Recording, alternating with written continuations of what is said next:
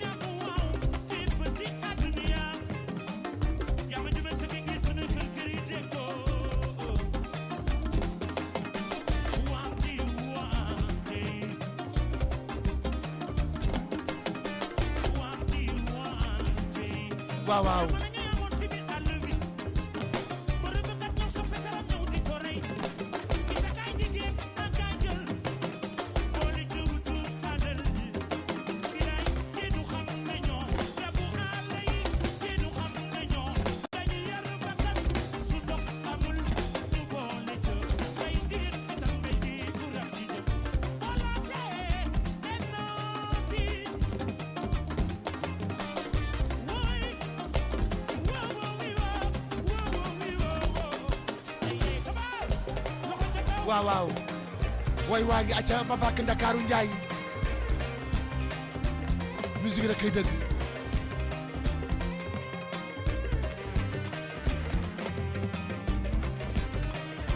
maa ngi ci nuyu Mame Saliou bu baax kooku koy Mamadou Diop ca Facebook acca ku dugg partagé ko waaw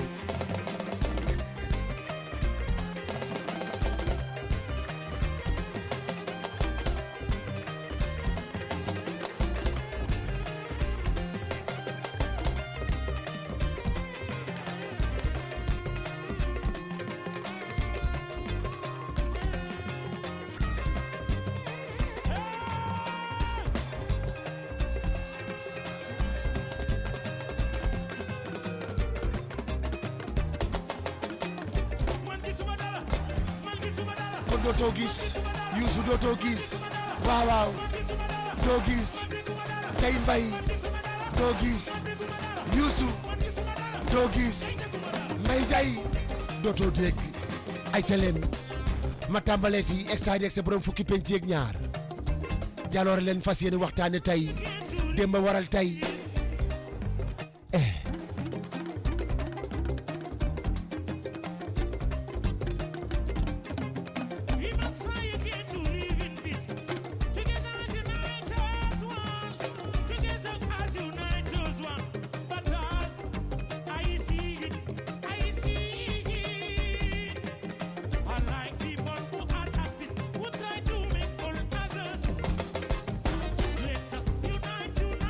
Tonight.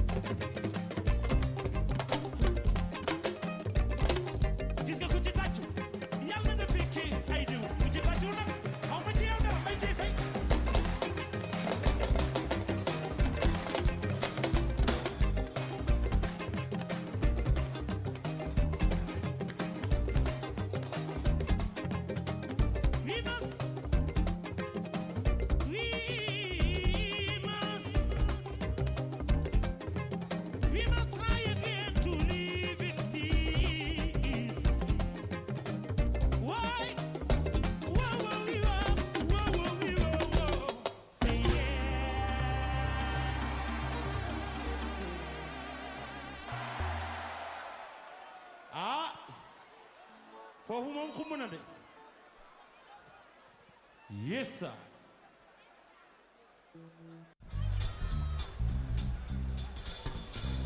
transition bi am na lu bëri lu muy junj.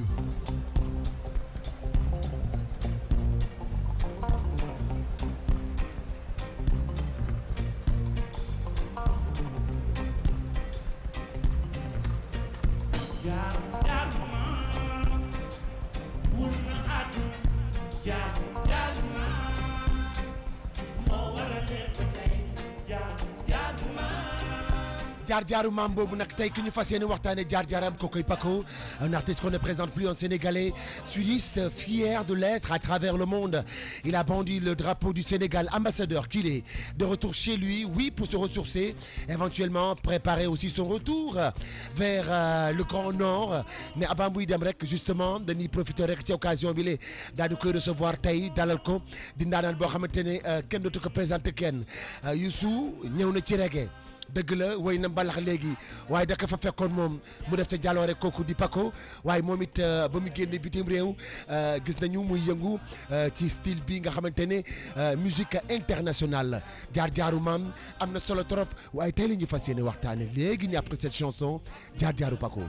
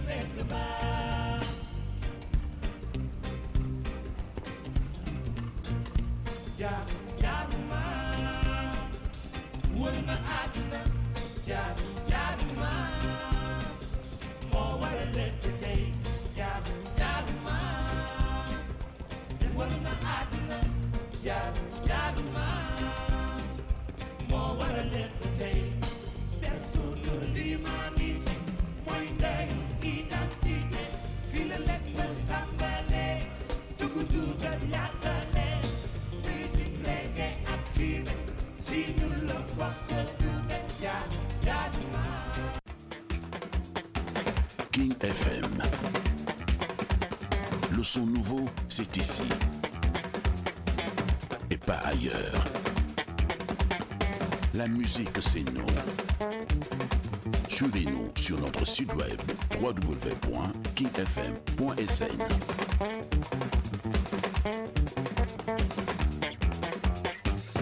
Rejoignez-nous sur Facebook, Twitter, Instagram.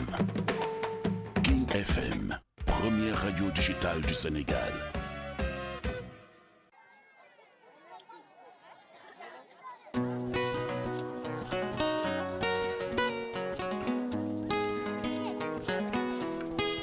C'est comme ça chez nous. C'est comme ça chez nous. Yàlla yaana bur yàlla baax na bur yàlla ay may moom mooy tànn moom mooy séddale bur yàlla yaana bur yàlla baax na bur yàlla ay may moom mooy ay ca ma nuyu ci Ndeye Marie Balla Gaye Djibril Cissé sur Facebook jërëjëf bëgg naa loolu ci yéen waaw waaw kuy fàtte démb kuy fàtte démb kuy fàtte démb kuy fàtte démb hola hola hola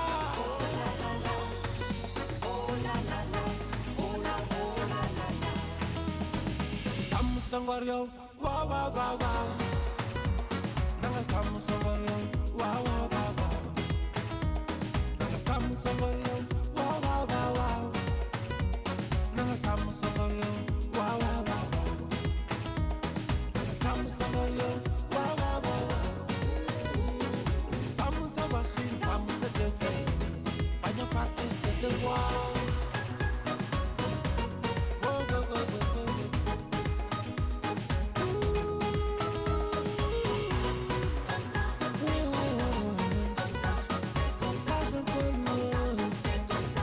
C'est comme ça sur King FM, c'est comme ça chez vous, c'est comme ça chez nous. Quand l'Afrique chante, ça donne ça.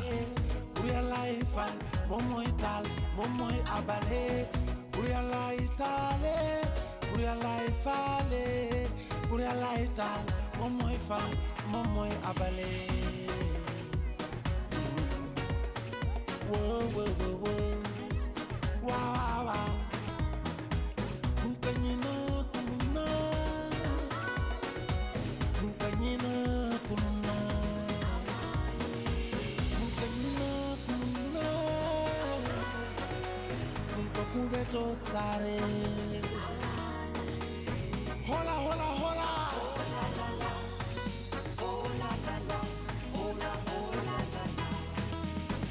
sam sangor yow waaw waaw waaw waaw nanga sam sangor yow waaw waaw waaw waaw ay ca ñu sàmm ko. sam sangor yow waaw waaw waaw waaw Un message fort. nanga sam sangor yow waaw waaw waaw nanga sam sangor yow.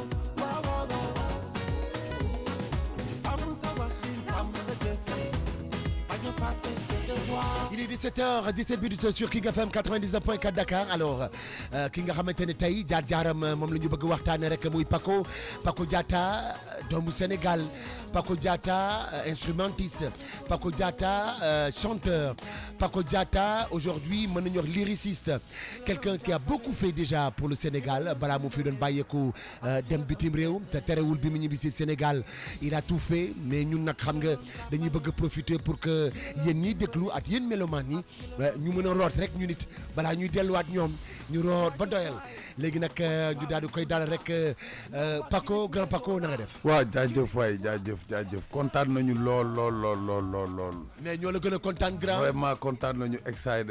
waaw vraiment c'est une fierté quoi de passer sur cette radio. mais c'est vraiment plutôt moi qui a grand man maa am fierté de recevoir. di leen gërëm bu baax a baax. jërëjëf. mais tey bu ñuy wax Paco jaar-jaaram la musique Sénégal yi dégluloo naa la sànq j'ai fait exprès ma dégluloo la musique gu démb yi et cetera andi ko musique gu tey et tout ça. tey bi ngay jóge Sénégal am na loo fi bàyyi woon. bi nga dellu see am na lu fi nekk. nan ngay dundee ce changement là. waaw changement bi waaw am na mise à jour trop vraiment.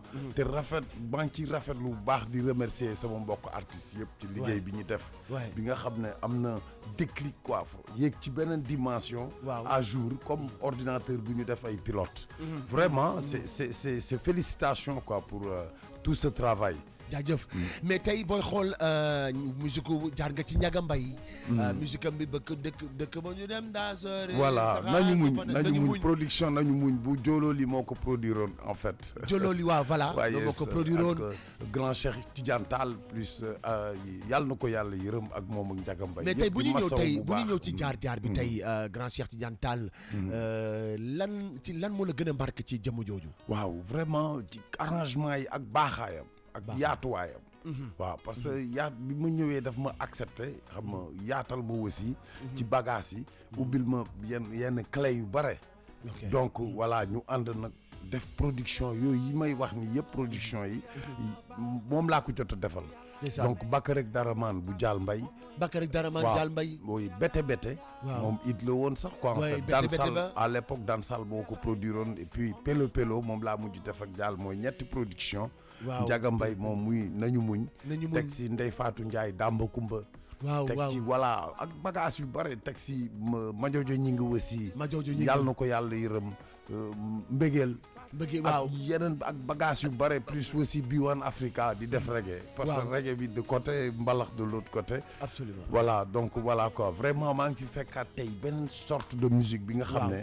yaatu na lool. rafet na lool. mais tey bu ñuy xool yéen seen jamono. je veux dire c'est la même période. mais booy xool tey jamono yi bu xëj na bokkul.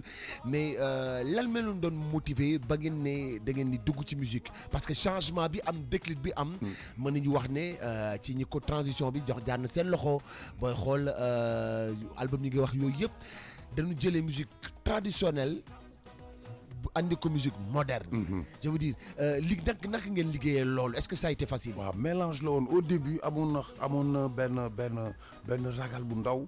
mais il faut toujours risquer il faut toujours essayer parce que musique mooy il faut nga dem ak sa cosaan il faut nga dem ak li nga xam ne maama ko fi bàyyi. absolument donc au début c'était ça comme bete dañu jël ay patrimoine la ñu jël Dial teg ci bete bi xam nga mélange boobu njambaanu sud bi njambaanu sud bi ak nord bi day nekk beneen détail bi nga xam ne voilà mu représenté mu génn nekk it donc voilà quoi mooy loolu moo doon recherche yi dem jël li nga xam ne waaw yàgg na quoi en fait ñu jëlaat ko def ko à jour def ci ay pilotes yu bees incha allah gis nañu ne tamit bi ngay jógee Sénégal lan moo gën a tax nga jógee Sénégal bon dama bëggoon tout juste avancer xam nga defaat beneen sorte parce que def naa fi benn temps bu mag quand même ak B1 Africa ba ñu nekk lauréat des talents nouveaux ba pare njëkk a enregistré studio hippie yéen a si njëkk a enregistré waaw moment boobu ak Gaston Madera Gaston bi tax sax ñu ñëw Dakar nii ci Dakar musique festival donc ñu dajewaat après 15 ans ou 20 ans plus tard voilà ëpp na ko quoi en fait ñëwaat dawal Dakar musique festival bi di ci rafetlu di ko gërëm bu baax di gërëm aussi le roi du mbalax di Youssou vraiment parce que ñëwoon na sax studio bi ñu nekkee talent le bi ñu jëlee lauréat des talents nouveaux à l'époque vraiment di ci rafetlu bu baax parce que c'est suñu musique tey egg na ci beneen dimension à cause de lui donc yaatal bu mag ba pare def ko industrialiser ko donc yàlla na ko yàlla gën a jàppale amiin vraiment rafet na quoi en fait c'est donc ñëpp a ngi ñaan exemple boobu pour mun a voilà def li nga xam ne mooy développer suñu dëkk mais est-ce que ça a été facile déjà nga intégrer mooy intégration bi sur le plan international dëkk bi nga njëkk a wàcc waaw début bi toujours xam nga dina xaw a voilà loolu dina xaw a may xaar mu dellu tuuti ginnaaw parce que dem bi Abou Djouba la ñu àndaloon donc Abou Djouba de moom bokk na ci production yi aussi parce que tudduma ko woon Abou Djouba de def naa ak moom ñaari production c'est-à-dire Teddungal Toro studio 2000 ak benn yeneen ñaari production en France donc voilà bi ñu demee Bataclan après ça là bon il faut continuer la mission quoi en fait absolument ñu jot a waxtaan bon mu bëggoon dugg ci yeneen genre musique def voilà jàngaat leneen en fait parce que xam nga musique moom toujours da ngay jàng rek quoi en fait donc jàng boobu laa bëggoon def gën a yaatal dugg école xam nga jàngaat yeneen bagage yaatal lu mu soxla woon def njambaan beeg suppu kànja bi tuddee ko Afrotronics voilà mais je veux dire que bi nga wàccee foofu ànd ak Abou Djouba ngeen àndoon ci wàllu musique rek après yow nga beru dem gëstuwaat et tout ça à quel moment nga ne bon d'accord après malgré influence yu ma am yëpp quand même damay créer style bi et pourtant mënoon nga toog ci style bi nga xamante ne moom le Sénégal yëpp mooy intégration bi pour intégrer c'était pas facile parce que tu es dans un autre terrain donc bon comme da ngay jëkk a commencer imposer sa musique mais bon parce que comment xamaguloo terrain bu baax mais boo demee ba ci digg bi di nga xam ne pour que ñu intéresser aussi sa musique il faut que mu am il faut que nga laal ci seen bos il faut nga def njaxas Njaxas boobu. bi. waaw c'était bi ma comprendre njaxas bi nag ci laa ne ok fii il faut vraiment créer quelque chose il faut vraiment aller au-delà de notre truc. lii waaw, li ñu xam xam nañ quoi li ma xam naa ko ok damay jël jàngi leneen gis leneen boole ko ci ndax ñoom ñu mun a intéressé wu ci plat bi. Ah, mais lan moo la jëlee ci ginnaaw scène bi, ça veut dire derrière l'artiste, à être chanteur, être devant la scène. Mais parce que ça, je le faisais avant d'arriver à Dakar. Donc, depuis Ziguinchor, j'avais un groupe tout de Téré. Téré, Donc, ouais, le droit chemin. Tu vois, donc voilà, groupe d'enfance là, on a créé Fofu. Donc voilà, groupe bobu maa ngi ci doon way di def ay solo xam nga ba bi ma ñëwee fii la gis ne il fallait s'imposer avec quelque chose d'abord. Donc mu jël basse bi parce que dama sopp ci instrument yi. Ah, yaa ngi laal yu voilà bari. maa ngi laal instrument yu bare mu jël basse. xam nga Ok. Mais lu tax nga choisir basse bi. waaw parce que basse bi moo gënoon a taxaw pour infiltrer wu. Oh, pour ok. filtrer wu ci biir marché national bi. Ok, pour dugg ci biir marché waaw bi. ci biir parce que déjà B1 Africa dañu manqué woon basse. dama doon def rythme ci ñoom ma ñëw ñu manqué basse ma dugg ci basse. Ça a été facile. Waaw. Transition bi jóge rythmique dem basse. waaw ba tey. waaw, ba dafa tey. fekk li nga xam ne dama ko jàng. tu vois Ok, fële ok. maa ngi ko doon touché quoi donc. Ok. dama traduction la. Ok. donc par la suite laa dajeek Prince mu nekk sama gaayen Prince DJ Prince. DJ Prince, voilà waaw. mu présenté ma Dial. Et voilà ça a été fait une chaîne et puis ñu dëkk bokk benn quartier ensemble bu Guédiawaye. Guédiawaye waaw. donc voilà ci la affaire yi tasaaroo dem ñu dajeek Grand Cheikh def production.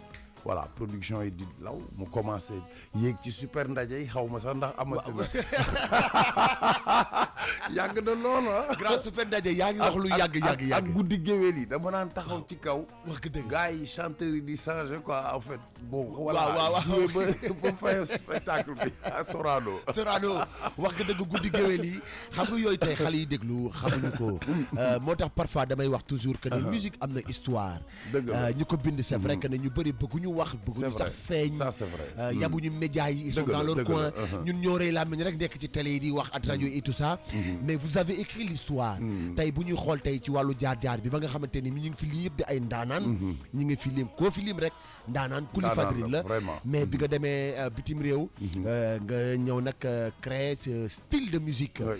Déjà bi nga ko njëkkee créer le premier single comment il a été reçu en France ou bien en Allemagne ou bien ci Europe bi daal. single boobu moo tax bi ñu ko génnee dañ ko publier mu génn ci marché bi rek ci la rencontré number one entertainment muy moo tax mooy li ma doon wax intégration bi il faut nga def lu lay dugal quoi ci marché boobu. Absolument. waaw parce que loolu déjà bi dafa génn rek gars yi woo ma ñu toog voilà tracé Waaw. ensemble bu ñu tracé gars yi commencé teg production yi teg marché yi teg spectacle bu fekkee na nga roodee miin nga waaw Sénégal boobu fekk voilà scène. miin naa scène Waaw. bi ba nga xam ne voilà groupe Afrotronics bi ils étaient déjà prêts. mais qu'est-ce qui Donc, dirigeait ci groupe bi yaa doon diriger man wala maa ñoom koy ñoo doon diriger maa ngi Ok, diriger super. maay def arrangement yi maay def détails yi yëpp quoi en fait. ok donc voilà quoi et puis par la suite si la ñu teg nag yaatal affaire bi biir Belgium ñu teg marché yi commencé teg ay festival yu mag.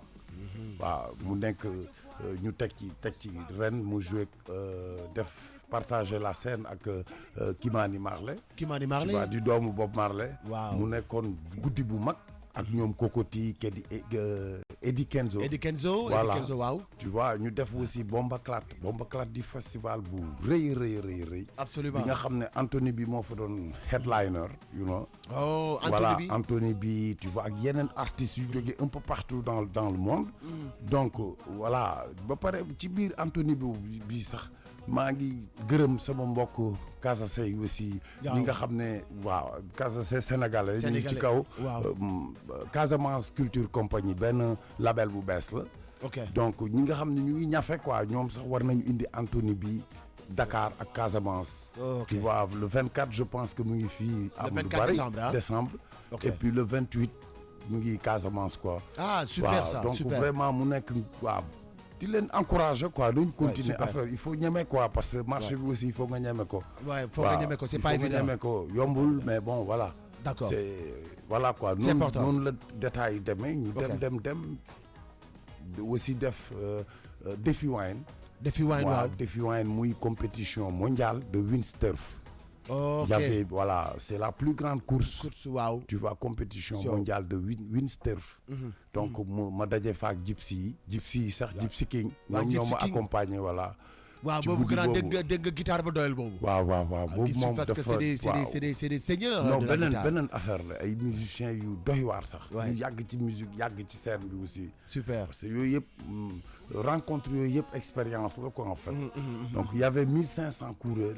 mu 1500. doon 1500 coureurs sur une même ligne. Donc c'est la plus grande course. Ouais. de windsurf Ouais. du monde.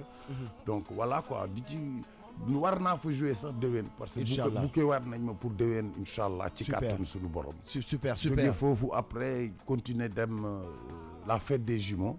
la waaw, plus waaw. grande.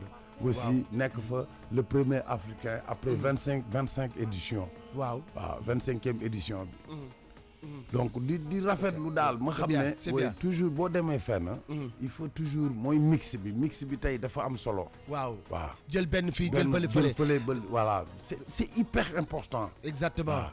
Alors je pense que li ñuy def mooy on va faire une petite pause publicitaire dellu si waat bu ñu dellu see on va écouter une autre chanson boo xamante ne Casamance la Casamance My Love.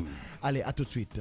sàmm sa ngor yow waaw waaw waaw waaw na nga sàmm sa ngor yow. Ne bougez pas, c'est l'heure de la pub. Ne bougez pas, c'est l'heure de la pub.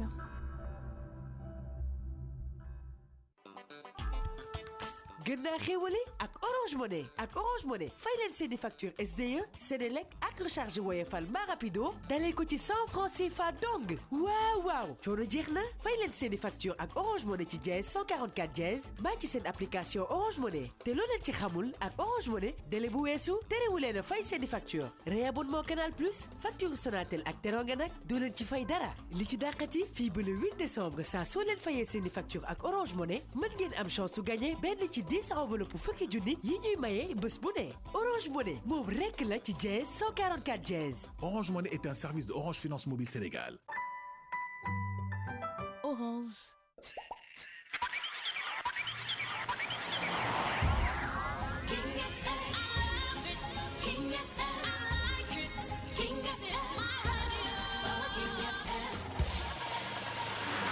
King FM, fort en musique.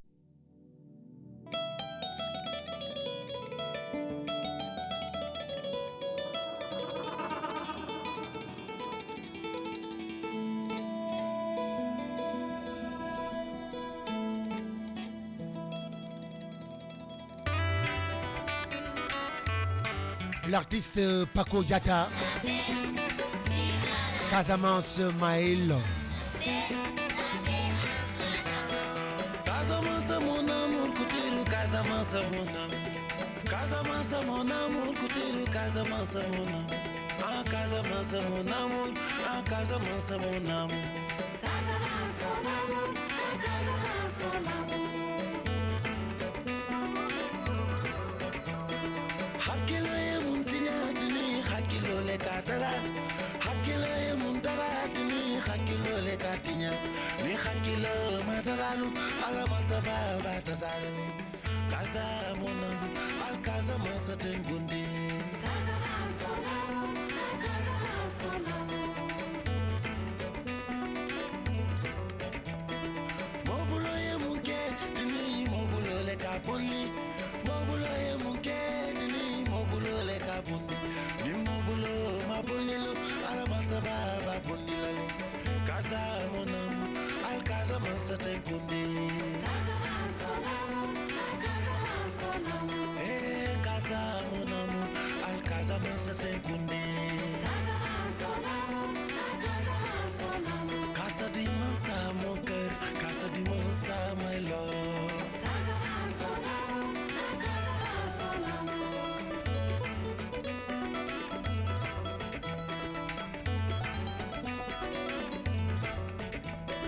Viva la paix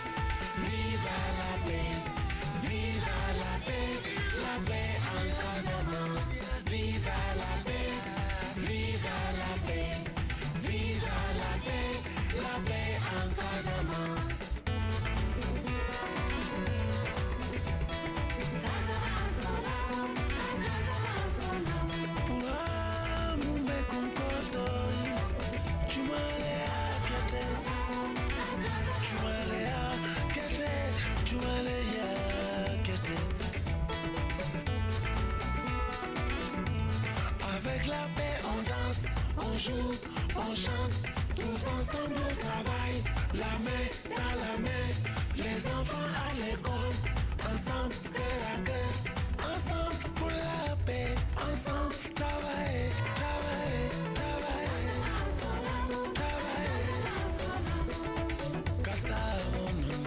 Casamance, moi là. Casa de Mansa, mon cœur, Casa de Mansa, moi là. Le grand Paco Diatta, voilà, il est auteur, compositeur, interprète, voilà, donc sénégalais. Casamance, tey booy xool am na lu ci nekk loo xamante koy def ci nit. Casamance nekk na benn ville boo xamee ni mën nañu wax làkk ya fa daje dafa bari. loolu lan lay def ci ban bagage la am ci sa biir musique bi nga xamante ni yaa ngi koy créer. c'est vraiment une richesse. waaw parce que culture yi dafa bare li fa dajaloo moo bare. moo tax toujours may wax sama mbokk artiste Casamance yi. aussi ñi fa nekk même ñi nekk Sénégal yëpp. que teen la quoi en fait. waaw parce que voilà diis na lool parce que ethnie bu nekk am na richesse am. donc boo boolee njambaan boobu boo déggee Casamance mon amour bi dafa am lu bare lu ci nekk. waaw da ngay dégg waaw da ngay dégg am na ay tabla sax ay inde yu ci joué. donc waaw ñoom Mani Shankar moom ak Govinda ñu jógee Inde ñooy dóor tabla yi ci suuf. plus voilà plus Casamance bi am na beneen morceau sax bi nga xam ne Jaay Shivaram lu tuddoog yooyu. waaw boobu aussi boobu moom spécial ak inde yi la. donc boo xool Casamance dafa bëree musique traditionnelle. c'est vrai donc ethnie yi fa nekk yëpp y a presque 12 à 13 langues. donc bu ci nekk ak ethnie am la. moo tax muy rappeurs yi muy ñuy def world music muy ñuy def musique en général laay wax la famille musicale. que y a vraiment c'est un marché encore bi nga xam ne. war nañ ko exploiter. c'est vrai parce que suñu grands yi les pères de la world music Touré Kunda voilà jël nañu patrimoine bi taaj ko. wane ko mais am na lu benn bagage bu mag bu des. bi nga xam ne génération bi moo ko war a yëkkatiwaat ñoom def naa ak ñoom sax première partie El Mediator la nuit africaine. waaw à Perpignan. ak moom ak Femi Kuti. waaw donc def nañ fa benn concert bu mag. même aussi à Bruxelles aussi defal naa leen aussi première partie partagé nañu scène bi ensemble. waaw Femi ok doomu Fela doomu Fela le roi de l'afrobeat. donc j'étais entre le roi de l'afrobeat et les pères de la world music. waaw nekk ci diggante bi bo mu nekk expérience bu graaw waxtaan ak ñoom backstage et puis voilà. di xool vision bi lan moo lay xaar ci kanam. mais justement ci vision boobu noonu tey Casamance manque aujourd'hui de grands événements bu ñuy wax tey événement ci gis nañu gars yi ku ci nekk yaa ngi teg bon y a de petits concerts mais tey un festival digne de ce nom bu ñu war a mën a teg Casamance war na mën a nekk war na mën a nekk en tant qu'artiste est-ce que déjà yaa ngi xalaat ci loolu. waaw loolu ñu ngi ciy xalaat parce que tur bi sax génn na tudd Casamance couleur. ok waaw di ci bu matee rek déjà dinañ ko yaatal parce que pour Sénégal la pour Afrique la. waaw boobu aussi dañ koy def benn genre suppu kànjar rek. waaw xam nga gars yi mun nañ jógee fu ne. tu vois muy Babylone muy fii muy fépp ci àdduna bi dañ koy yaatal. waaw voilà mu nekk benn njaxas. waaw bu dëgër daal bu dëgër mu nekk vrai festival. loolu moo tax parce que am na y a déjà quelques années. 2005 indi woon naa depuis 2005 maa ngi indi benn 24 000 watts son et lumière. ah oui foofu ak studio d'enregistrement pour toute la région pour tout le monde. am na yenn artistes yu jógee Dakar sax yi nga xam ne daan nañ fa ñëw. di enregistrer jouer ak sonorisation bi wala renforcer avec la sono. donc muy li nga xam ne moo tax ñu ngi togg Casamance couleur bi di ko xam nga. parce que festival boo buggee mu dal dëgg. laaj na togg quoi. waaw bañ a jóg nii rek xam nga voilà mu nekk genre détail bu ndaw yooyu. parce que voilà. yaatal ko daal am na solo xam ne ñu jógee ci biti bu ñu ñëwee. dinañu am benn respect bi nga xam ne dinañ gis lu ñuy gis fa la ñu gis ko fii. parce que gaa ngi koy def fii voilà. waay bu ñuy xool sa album yaa ngi ko tuddee c'est comme ça. bu la neexoon nga tuddee ko ma Casamance. wala lu la neex mais lu tax nga def ko c'est comme ça. c'est comme ça j'appelle toujours c'est pour yaatal bi la. ok waaw moo tax comme ñu ngi basé wu. ci wolof mooy nii la. waaw mooy nii la. waaw nii la boobu may wax c'est le mouvement d'ensemble pour l'Afrique c'est-à-dire que ensemble on est puissant. waaw que together as one. ni ko anglais di waxee. waaw que voilà il est temps pour que l'Afrique parce que on a toutes nos ressources. ñu ngi ak lépp quoi en fait. waaw boo xoolee lii fii ñu nekk nii exemple la. dëgg la waaw industrie bi. waaw dëgg la boo ko xoolee rek nga xam ne bon liggéey rek a am solo. waaw léegi nag il est temps pour que l'Afrique se croit quoi en fait. gëm boppam et puis samp infrastructure yi xam nga ñu taaj affaire yi fii quoi. absolument gars yi dellu si aussi parce que bon Ujaal Boote. voilà ma am na benn morceau bu mooy wax sax Ujaal Boote. balaa bu jonjon. xam nga ok Ujaal Boote balaa bu jonjon gars yi war nañu ñibbi si balaa muy timis. ok waaw donc. donc tu vois. junj la loolu doy na borom xel pour musiciens yu bari. c'est ça c'est vrai parce que bu leen fa timis fekkee. di woo ñëpp di woo parce que kooku aussi benn langue la. di woo balante yi aussi ci seen côté bi jaamadu ana balante yi ana joolaay tu vois. toute la Casamance Mandinkolle. waaw tu vois di woo ñëpp ne bon il est temps. ba benn instant. waratuñu dem toxu. waaw parce que da ngay dem Babylone nga gis ñi nga xam ne dañu dem ñu toxu. waaw gars yi waruñu toxu dellu seetuñu. voilà dem toxu bi moo bon toxu bi moom yàlla nañu ci yàlla musal. mais gars yi dafa mel dañuy découragé. alors que ne y a tout à refaire. y a tout à refaire. c'est un travail c'est un truc. mais voilà il faut se croire il faut être fier de là d'où tu viens. absolument bu ñuy xool tey wàllu album bi c'est un album boo xamante ne est-ce que génne nga ko Sénégal wala. non pas encore c'est disponible en digital. oui c'est disponible en digital. génnagul ñu ngi ci tànk yooyu pour jéem a xool nan lañ ko war a mun a tasaare aussi fii nii. xam nga voilà quoi en fait. couleur yi nga xamante ne tey comme mënuñu déglu album bi yëpp. dañ ci jot a for nag quelques titres c'est comme ça bi après My Love Casamance My Love dinañu déglu léegi tout de suite ñaan gi. ñaan gi ça parle de quoi. oui ñaan gi ça parle du souhait ñaan gi nekk biir Sénégal. parce que loolu pour man voilà dañu am dëkk bu jullite dëkk bi nga xam ne dafa bëri ñaan. waaw parce que ñëpp ngi jóge fu ne bu màggal jotee wala Tiwaawoon bu aaye wala yeneen tarixa yi. boo xoolee lépp li fi nekk. Sénégal dafa am ñaan ba pare. macha allah. Allez, on l'écoute Ñaan gi, notre invité d'aujourd'hui, Paco Diatta.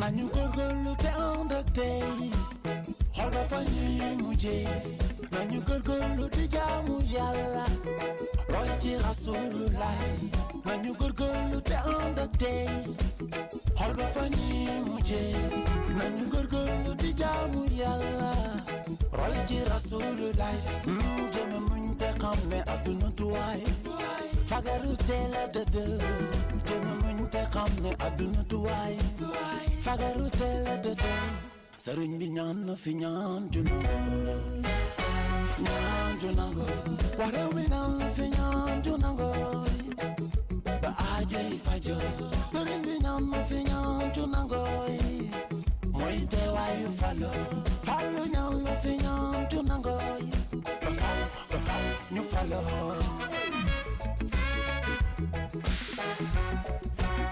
jërëjëf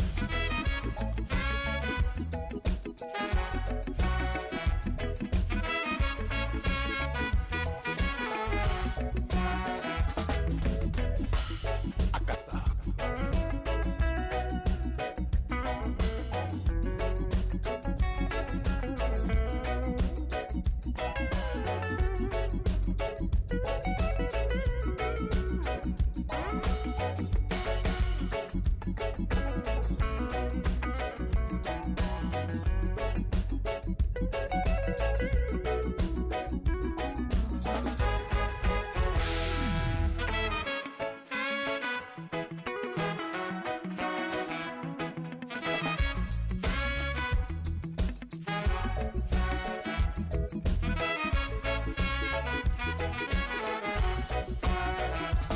botala bay sakku lu mel ni ñoom ñeme daje botala bay sakku lu mel ni ñoom Nyeme daje Yanga se komkombo yanga se batimbe Sante ko se rafal Yanga se komkombo yanga se batimbe Sante ko se rafal Jeme nyeme ndigal wala luko moy Weye Jeme nyeme ndigal wala luko moy Weye Sëriñ bi ñaan na fi ñaan jun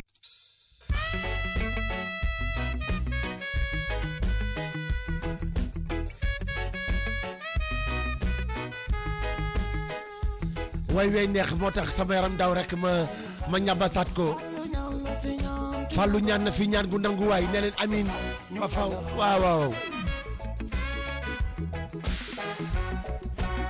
jërëjëf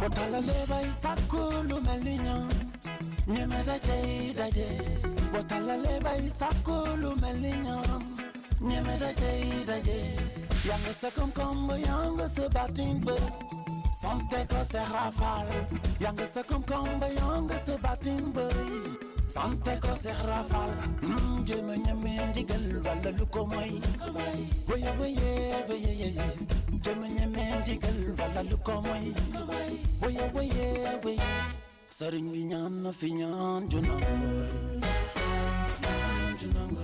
Ware mi ñaan na fi ñaan junango Ba aji fajo Sëriñ bi ñaan na fi ñaan junango Ba faw ñu falo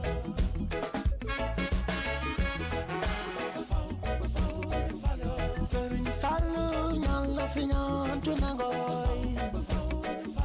Sëriñ Murtala ñaan la fi ñaan junango Sëriñ Modou Kara ñaan la fi ñaan junango Mam Cheikh Ibra Fall ñaan fi ñaan junango daanaan dëgg la ñu dalal tey jërëjëfatee di ko nuyu di ci nuyu nag Mansali Thiam nee na jërëjëfatee cool xam naa ne Mansali Thiam way bi la mënatul muñ way wey neex non mais grand Paco lii defe naa ne tey tubaab yi àdduna ku déglu da ngay nangu mais grand musique couleur moom moo koy jox dimension dëgg la te gis nañu ko ci biir ci baat bi on entend la Casamance on voit la verdure on entend baat bi ci biir tu vois et tout et loolu tey ça nous parle nous Sénégalais et tout ça fierté bi ñu war a am di jouer bitim réew ci lan lañ ko war a basé est-ce que ci gëm sa bopp la wala gëm sa culture la ah wala quelque chose d'autre je ne sais pas moi. mooy ci liggéey gëm sa bopp gëm sa culture. surtout li nga xam ne parce que li nga moom rek moom nga war a mun a wane. dëgg la waaw moo tax boo demee ba bàyyi sa culture dem dugg ci leneen di wane leneen. bañ a wax ci yow li nga dëkk rek réer nga. dëgg la defe naa loolu rek la ñu am man je suis fier d'être sénégalais fier d'être casamançais fier d'être africain. c'est-à-dire un enfant du Sénégal et un fils de la Casamance. tey boo demee tey di jouer sur les grandes scènes. tiim ay nit yu weex tàll lan mooy dellu soit comme image. nga xool nga jàkkaarloog mu weex tàll que des der bu weex sa kanam. waaw loolu directement sama drapeau dëkk laay sol. teg ci sama leketu Casamance. ah da nga am sa benn leketu. waaw dama yor leketu Casamance leketu yaay booy xam nga. waaw. voilà quoi leketu cosaan bu am ay petaaw am ay per.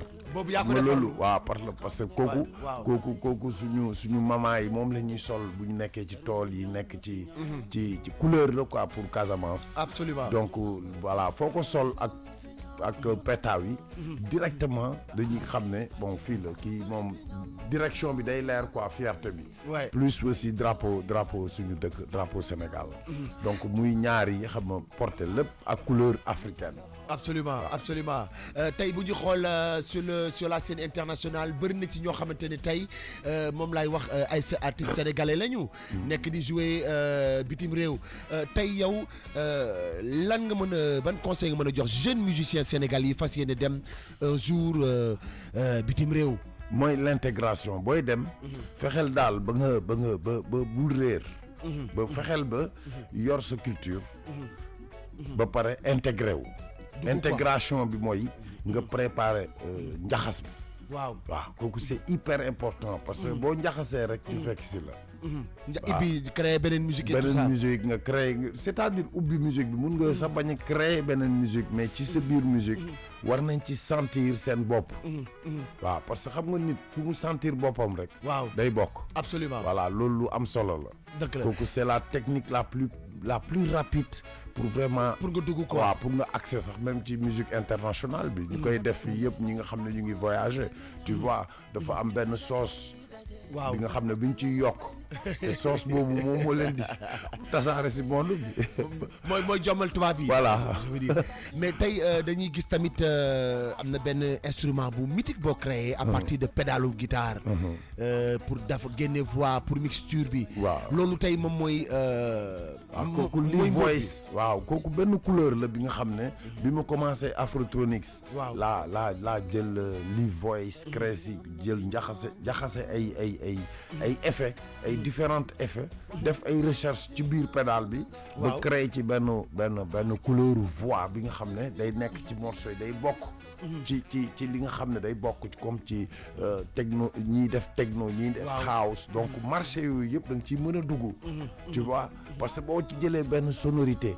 benn tonalité bu ndaw bi nga xam ne mu ngi jógee ci beneen xeetu musique rek. waaw kooku da lay déglu. waaw parce que mu ngi ciy dégg lu ndaw li nga xam ne lu jógee ci moom. waaw donc influence boobu moo tax. pédale boobu ma koy voilà bu bokk ci parce que tey dafa actuel tey dañu dugg ci beneen monde musique bi nga xam ne voilà high la quoi donc voilà mix la donc voilà. am na benn way ñu déglu ko rek moom mooy bi nga tuddee Bitchamadou. waaye ça parle de quoi. waaw Bitchamadou bi ça parle toujours du mouvement d'ensemble ci benn langue bi nga xam ne balante yi. waaw parce que man balante laa aussi. ok tu vois donc voilà quoi en fait donc qu'il faut être fier. de ce que tu es de l'Africain que tu es tu vois. parce que voilà am na ñu bëri ñi nga xam ne tey jii boo leen laajoon sax lu ñu doon dañuy làqatu. xamuñu voilà am na Babylone ñu bëri ñi nga xam ne da nga leen fay fekk xam nga. mais dafa mel ni ñu réer quoi. waaw ñu réer complètement parce que bëggul sax. nekk moom fi mu jógee. donc te loolu doy waar la quoi loolu moom yàlla nañ ci yàlla musal quoi. parce que li nga doon moom voilà. waaw da nga ko war a da nga ko war a tiitaroo. moi je suis fier. de l'Afrique, du Sénégal, de la Casamance. tey way wi yaa ngi ko liggéeyee fii. wala yaa ngi ko liggéeyee bitim réew. non bii fii laa ko liggéeyee. Sénégal ci studio bi sax ana la production. ok mooy sono ak studio bi nga xam ne moom laa indi fii. waaw donc fa laa njëkk a defee exemple bi. travailler fa génne fa morceau boobu Bitchamadou génne fa yeneen morceau aussi nga xam ne Casamance lañ ko enregistré. On l'écoute.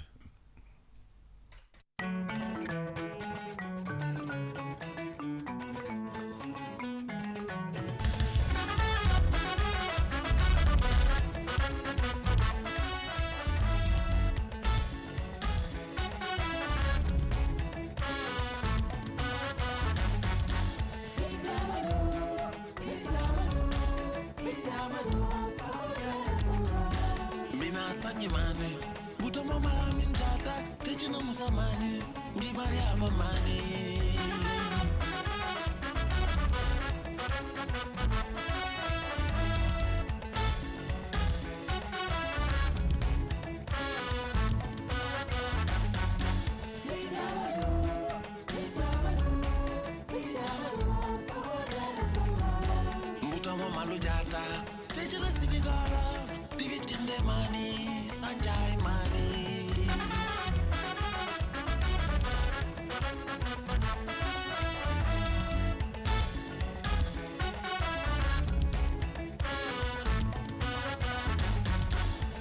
Virti cha Virti manili Virti alama nyantini wo sangi Virti cha Virti manili Virti alama nyantini wo sangi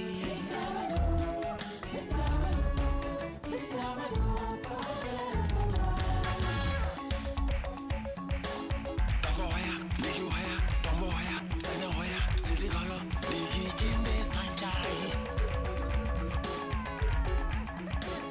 Yamude, abiti Sangi, malu, tafo hoya, ligi hoya, tombo hoya, sanya hoya, ligi jimbe, sisi golo, sanjai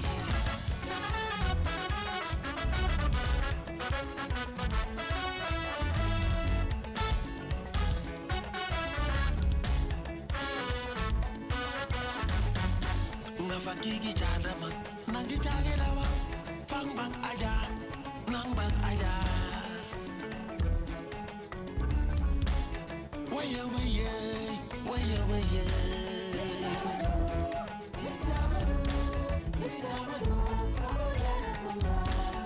Ngele agi chambama, ngele marambisa, ngontan, agi chamangini. Waya waya, waya waya, waya waya.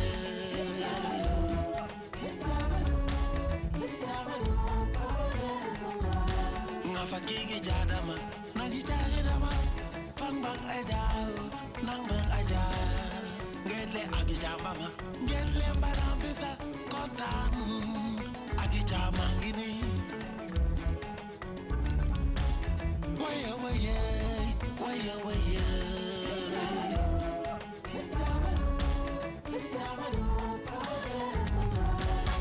Njokta.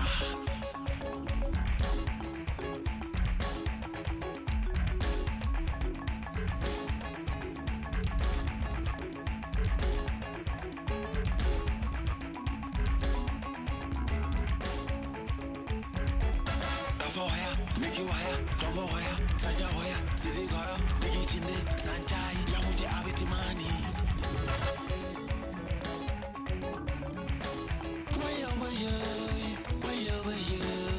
xam naa ne temps bi dañuñu xoje kaw waaye nag trop de choses trop de belles choses dans cet album gis nañu jot nañu déglu bi nga xamante ne mooy bi ci Mamadou donc am na tamit way bi moom mooy Jai Shivaram Jai Shivaram.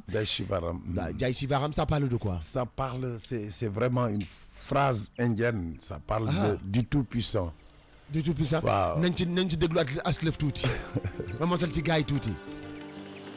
Dina ama ba fone dootul rafle wala mu ñaka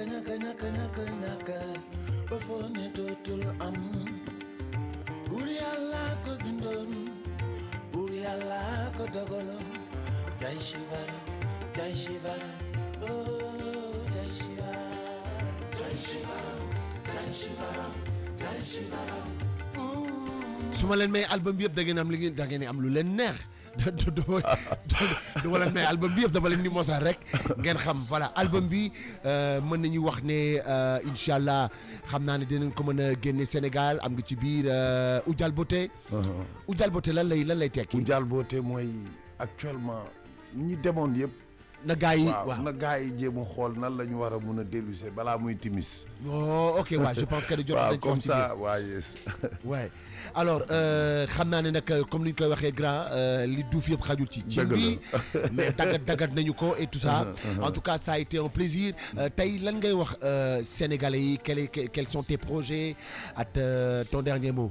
oui mon dernier mot d'abord je vais remercier toute l'équipe ñi nga xam ne ñu ngi ciy jàpp. depuis Babylone ñu ngi nekk fi di yaatal. ba ñu agsi fii. di Jean Gabin. sama manager. waaw moom moo reste manager moo reste tout ce qui est Sénégal. Afrique. donc waa number one entertainment. ñoom ñu ngi Belgium muy team ak teel. ñooñu ñoo res côté international bi ñoom ñoo koy dawal. di leen gërëm bu baax a baax ak staff bi nga xam ne moo ñuy jàppale ci partage yeeg détails ñoom Alioune ñoom Eve ñoom Mimi Herp ñoom Aziz ñoom Chérif ñoom ñëpp daal ñu ngi leen di gërëm bu baax a baax ci liggéey bi. parce que moo waral yaatuwaay bi quoi ak Marina Villarasa moom moo res côté France. jàpp ci couleur yor association Casamance couleur sax. si boppam parce que am na fa association bi nga xam ne pour li ñuy waaj a ñëw taaj fii du festival Casamance Couleur. di leen remercier yéen ñëpp di remercier XAES.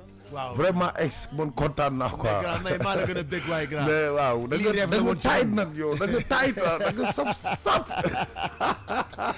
mais grand lii rêve la woon ci ñun. ñun lii la ñuy bëgg toog waxtaan ak yéen. vraiment rafet na quoi. voilà rafet na yaatal bi rafet na torop. tamit comme suñu dëkk bi di si ñaan jàmm. di ñaan jàmm surtout parce que jàmm bu amee rek dinañ mun a bu ñu boolewee dinañ mun a développer Afrique. dinañ mun a def benn développement di gërëm aussi bu baax a baax le king. le roi du mbalax. waaw vraiment wone na exemple bi nga xam ne bépp musicien bi nga xam ne da nga dem wala nga nekk ci dëkk bi wala ngay liggéey. xam naa ne bon lii c'est un rêve final. voilà industrie. Absolument. waaw il faut penser aux autres il faut développer ton pays. il faut partager avec ton pays. ça avec ton continent. tey jii c'est vraiment une fierté. donc voilà quoi di ñaan jàmm ci réew mi. bu baax a baax. Amin Gra yow en tout cas moom la ñuy wax amuñ sa fay ah. donc ñun on est très fiers de toi hein? Donc Paco en tout cas on te souhaite bon vent. Merci de porter le Sénégal, merci de porter la Casamance, merci de porter l'Afrique au-delà de nos frontières. C'est très important, je pense que le Sénégal a besoin d'hommes yu mel ni yéen yi nga xamante ne sur le plan international vous faites tout justement pour bondir et rendre fière cette communauté, cette belle communauté sénégalaise. Mais africaine, mais comme on dit un bon retour, c'est parce que li nga fi bàyyi meññeenteef bi c'est tellement bien ba nga xamante ne tey moo lay may fit nga dellu si wolof Njaay day faral di wax ne ku dëpp ku ne rek dafa fekk li nga fa ji am solo. mais ku fi bàyyiwul am dara boo fa bàyyiwul dara jiwu fi dara mais doo sañ a dellu si. doo sañ a dellu si en tout cas merci beaucoup. et puis inchallah à très bientôt inchallah. à très bientôt vraiment merci ñu ngi leen di gërëm bu baax a baax King FM. jërëjëf grand jaajëf waay XAES. jërëjëf te on se quitte sur la chanson donc de moom ngeen doon déglu léegi donc muy déglu neen c'est comme ça Bich Amadou déglu neen Jay Shivaram bi Kaza My Love ñaan gi léegi nag lan moo des gars yi bu yàggee nag def na album bi dama leen koy merci beaucoup jërëjëf Tegra jaajëf merci beaucoup merci. Alors tout de suite After Stade Mamadou Ndiaye qui s'installe avec ses invités pour le meilleur du sport. Vous le vivez en direct à travers l'une des plus belles des bandes FM 99.4 Dakar. Restez toujours stay me and learn and I'm out.